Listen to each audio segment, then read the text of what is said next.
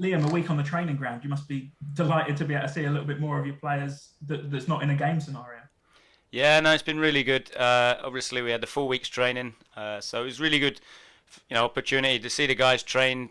To get to see some of the other guys. We've obviously, been able to see a lot of, the guys that have started the game, but the players that have, been around it or come off the bench, whatever. It's been difficult, obviously, to build up a perception of them. So it's been really good to do that. It's been really good to get some of our kind of our principles and our way of working across, which again will obviously be different.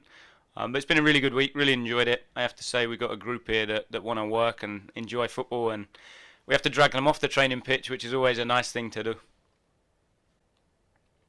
We often hear that when teams go away together and live in each other's pockets, that they find out a little bit more about each other and about I suppose lives away from football. But for you, at least being able to train with them must give you a little bit more insight into how they work and what they're like as people. Yeah, definitely. I think especially when we talk about culture and we talk about values and behaviours. I think it's really difficult for the guys. 50 minimum 51 game season to then to be able to come in and drive yourself and work to your maximum every single day and have the highest level of focus and concentration. I think that's really difficult for anybody to do, and I think it's always a good one, for us to be able to step back, observe, and see how they respond to, highs, lows, days where they're not feeling right, days when something's not quite right away from here. I think it's a really good opportunity when we're out on the grass to see how they, respond in them moments that are high and low, etc. So it's been great. It's been really good. I have to say the group, like I keep saying every interview at the minute, the guys just want to work and they just love football. And I think it's one thing that's really refreshing for us as a staff to see, and ultimately we can concentrate a lot of our time on coaching and developing them rather than actually just chasing people to do things properly. So I feel really fortunate. I think it's something we have to work at every day. Culture's never achieved. It's something you have to push to maintain and make sure that's right every single day. So we'll be working hard to make sure the guys continue that. So has it been fundamental things that you've had to change this week and twist and turn, or is it little tinkering things? Yeah, little tinkering things. I think just in terms of just different practices, which the guys wouldn't have been used to. Obviously, us coming in and just working differently. Obviously, so it's just getting used to some of the practices, which they take time. I think it for us is not about having thousands of sessions that we deliver. It's about having a core group of practices that we tweak and we change and adapt. So, and it takes time for the guys to get up to speed with the conditions, the progressions, the way we work, the way we coach, the volume of work, the intensity of the work, etc. So loads of little tweaks, nothing major, nothing drastic. The game's the game. Football doesn't change. We're not reinventing anything here. It's just ultimately creating the right environment and then putting our spin on things and like I keep saying, empowering the players to make the correct decisions. So that kind of flows throughout the training each day. And as you mentioned there, and I suppose every manager says, it's not an overnight thing, is it? These things don't immediately click and everything looks different on a Saturday all of a sudden. No, it's a timely process, and it's nice being able to transfer it from the game. What we've been able to do in the first week is obviously do the game, clip the game, show the videos, show animations, go through on tactics boards, have conversations.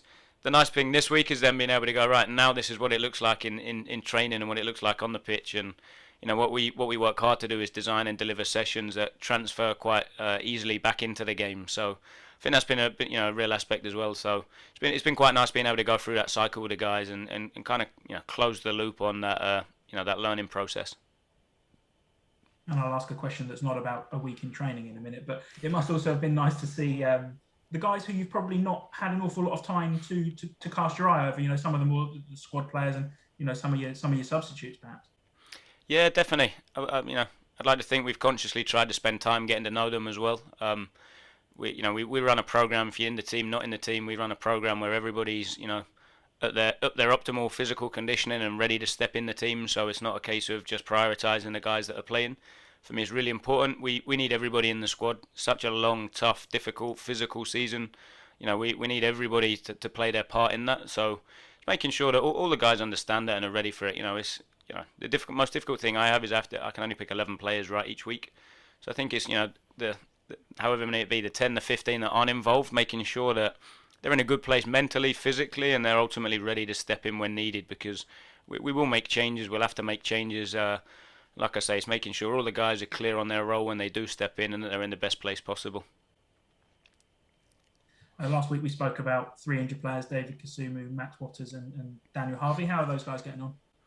Yeah, progress to be fair. David's actually been a little bit sick the last couple of days, so he's been off. Max is progressing nicely, heading in the right direction. He's getting to a level where we want him to, and it's not a million miles away. And yeah, Dan recovered well from his concussion, so he's also in a good place. We've seen you fall behind in every game so far this season. Obviously, two of them they weren't your games, but all the same, it's something that Dons need to tighten up on, isn't it? Because the number of points you could have had could have been much higher than what you've got. Yeah, thank you for reminding me that as well. Uh, no, I think like we spoke about it after the game last week. I think it's not something we want to make a habit.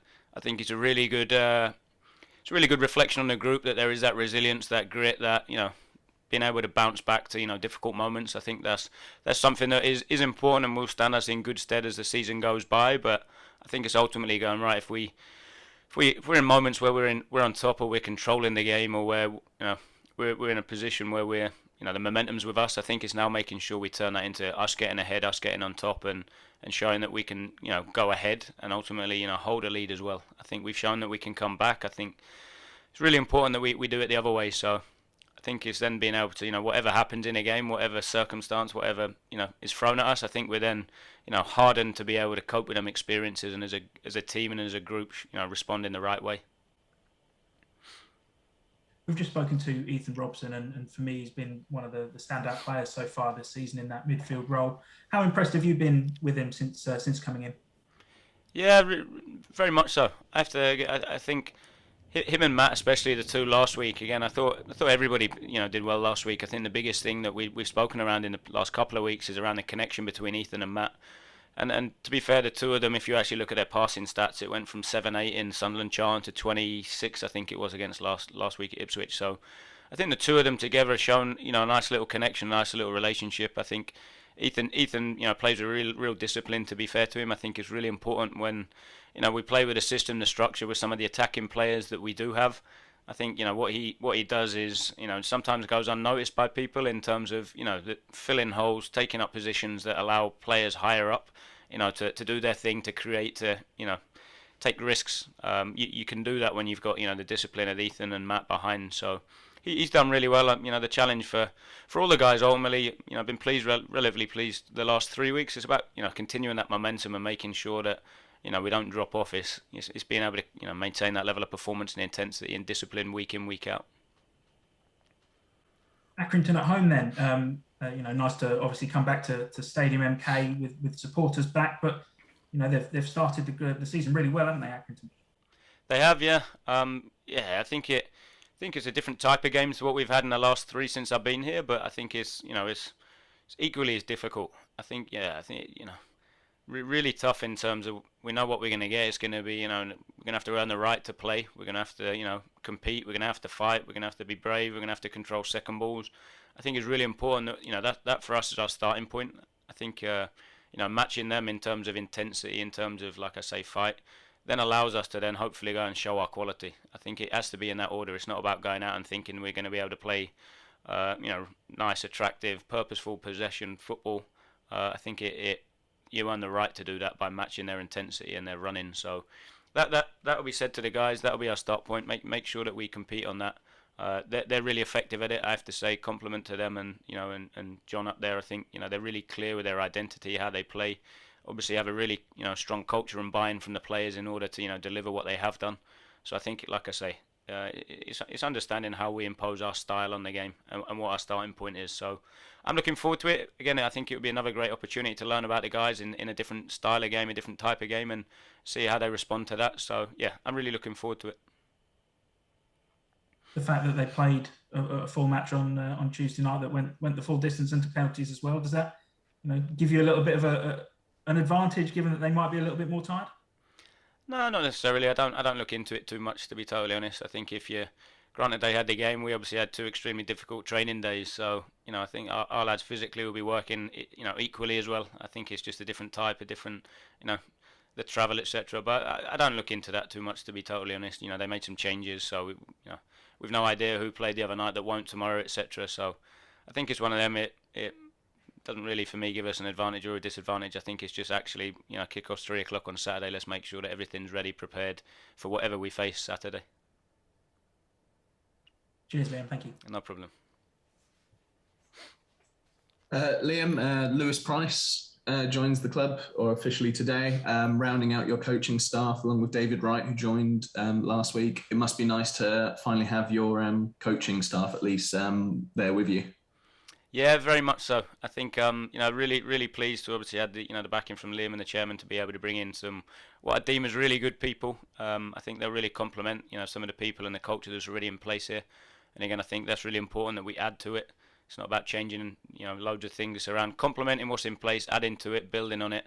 And again, with Lewis and with David, I'm really confident. Got two really good people that I trust that I think will come in and ultimately help us improve individual players, but also the team as well, most importantly. So really, really pleased to have them in, and I think it now allows us to kind of, really focus on training and making sure that we work towards improving things. And along with Chris, people that have had quite long playing careers as well, which I guess gives them quite a unique perspective when working with players as well. Yeah, I think so. I think it, again, and you look at it, I think what we've got is, what I feel I have is 3 guys that can relate to the players, that can connect with players, can understand certain situations and positions they've been in. So again, I think it's a real plus. It's a real bonus. I think Lewis will be great for the goalkeeping department, given his experience he's had and his knowledge of various leagues in England. I think we'll be able to pass on bits to them guys that will be really beneficial and helpful. So yeah, like I say, really really delighted that we've got the team in. Excited to see how we work together going forward, and think things will only improve. Last one for me. Transfer window closes next week. Are you expecting any business to be done? Hopefully, possibly. Who knows? I think the biggest thing is we're looking, but I've said it a couple of times before. It's about getting the right people. It's about making sure that what happens at clubs at times is you panic and force and rush to get people in. I have to say, I look in-house first at what we have, and I'm really pleased with the current crop that we have, the current squad. I think we've got a real blend in terms of characters, in terms of quality, in terms of strengths. So I think it's making sure that if we do add to it, it is the right person and the right thing that we need. So I'm speaking with Liam at the minute. We're looking at a couple of options, and if we can pull maybe another one off, I think it'll complement the group and make sure that it enhances what we already have.